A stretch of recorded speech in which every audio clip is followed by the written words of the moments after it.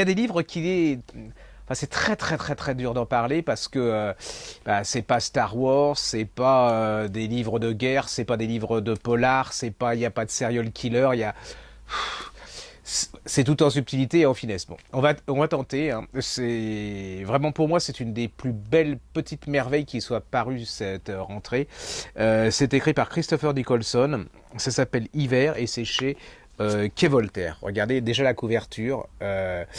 On est dans le sud de l'Angleterre, hein, dans le Dorset, maison anglaise entourée d'arbres. Vous savez, comme on voit les maisons anglaises, mais voilà, c'est un peu solitaire, avec à côté un très joli village. Et puis là, il y a un vieil homme qui est là, il a 84 ans, avec sa femme. Il s'appelle Thomas Hardy. Alors Thomas Hardy, pour vous dire, c'est un monstre sacré anglais, hein, fin 19e, début 20e. Moi, c'est une de mes idoles. Vous le connaissez, beaucoup le connaissent sans le savoir, parce que le monsieur qui s'appelle Thomas Hardy, qui est un génie littéraire anglais, il a écrit entre autres Tess d'Uberville. Tess d'Uberville, le film, vous voyez? D'accord. Et ce monsieur, il a l'automne de sa vie, il est remarié, et c'est un livre à deux voix, c'est-à-dire que lui il raconte ce qu'il ressent, et puis il y a sa femme, la deuxième, là, qui raconte, et c'est extraordinaire, parce que lui, il écrit plus grand-chose, il écrit des poèmes, et puis elle déteste cette maison, comme souvent c'est le cas des femmes, elle déteste cette maison qu'il a construite, qui est au milieu d'une forêt avec ses arbres, elle est complètement, elle se sent prisonnière de cette maison, ces arbres lui font peur, elle se trouve ça sombre, elle n'a qu'une obsession, c'est s'il pouvait les couper, il les tailler pour que la lumière rentre.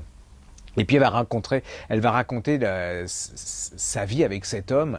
Et là, il n'y a que des silences, hein. C'est-à-dire qu'on sent qu'il en a besoin pour pas être seul, mais ils se parlent très peu, ils déjeunent ensemble, ils petit déjeunent ensemble, ils se disent deux mots, il fait semblant d'être intéressé par ce qu'elle dit, et puis elle elle raconte, et alors là, vous avez le type même de cette femme victorienne, mais on sent qu'il va se passer quelque chose au niveau des femmes, c'est-à-dire qu'elle est là, au niveau sexe, elle n'a pas été éduquée, c'est-à-dire elle se raconte et puis elle dit est-ce que je dois crier pour lui faire croire que j'ai du plaisir, parce qu'apparemment elle n'en a pas.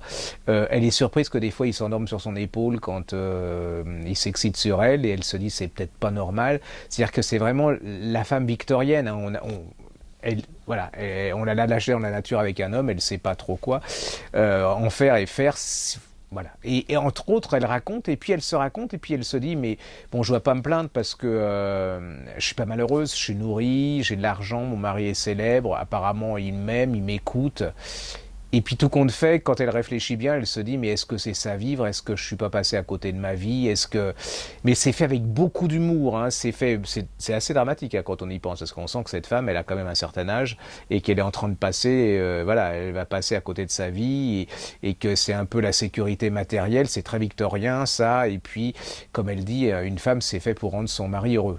Ça a beaucoup changé, hein. Je vais pas faire de commentaires. Et là, elle se demande, là, c'est là où ça commence à se gâter. Elle se dit, mais est-ce que c'est vraiment le rôle des femmes de rendre uniquement son mari heureux? Là, déjà, vous vous dites, le XXe siècle arrive, ça commence à se gâcher, là, ça va. Et puis, le Thomas Hardy, hein, très intelligent, très brillant, malgré ses 84 ans, on décide de refaire la pièce Tess d'Uberville dans la ville d'à côté. Et puis là, il y a une jeune fille qui va tenir le rôle de Tess. Et voilà, elle est jeune, elle est fraîche, elle est drôle, elle est intelligente, elle est brillante. Et là, le petit monsieur, il revit, hein, mais la dame d'à côté, sa femme, elle se rend compte qu'il se passe quelque chose. Il a peur il a peur que ce succès, cette pièce n'ait pas de succès, parce que il y a une chose, lui, alors il a été très très novateur là-dessus, c'est qu'à l'époque victorienne, les méchants ça devait mal se finir pour les méchants, et puis très bien pour les bons. Or, si vous avez lu Tess d'Uberville ou si vous avez regardé le film, vous allez remarquer que en fait, la gentille, ça finit pas bien pour la gentille et le méchant, il s'en tire plutôt bien. Donc, ça a été un immense, immense scandale à l'époque. Puis, il parlait de sexe, hein, il parlait de cette jeune femme, Tess d'Uberville, c'est ça, hein, c'est une jeune femme qui tombe amoureuse elle est fermière, elle tombe amoureuse du fils du châtelain. Enfin, c'est pas possible, quoi. Lui, il s'éclate à max, mais ça va pas durer. Donc, voilà, on l'a fait court. Et toute l'histoire de ce roman, c'est ça, c'est l'évolution des femmes, c'est l'histoire de cette jeune femme. Alors, elle est déjà passée au stade 2. Vous voyez, quand la deuxième femme, elle commence à passer au stade 2, la petite jeune, elle commence à être au stade 2, elle va passer au stade 3. Mais c'est tout en subtilité, tout en finesse. Cet homme, et voilà, il revit à travers cette jeune fille le personnage qu'il a imaginé dans son roman. C'est le passage d'une société à une autre, et puis c'est tout anglais, tout en charme, les filles. Vous pouvez lire ça, c'est de l'immense littérature, c'est le contraire. Alors c'est vrai que si vous aimez les ch'tis contre les Marseillais, je vous conseille pas. Si vous aimez Bourdin, je vous conseille pas non plus. Mais si vous aimez passer un maximum, un beau moment de littérature, et puis surtout, si vous aimez qu'on vous raconte une histoire, puis découvrir un homme, parce que un des plus immenses écrivains anglais de tous les temps, vous lisez ça, c'est Hiver, Christopher Nicholson, c'est chez Quai Voltaire.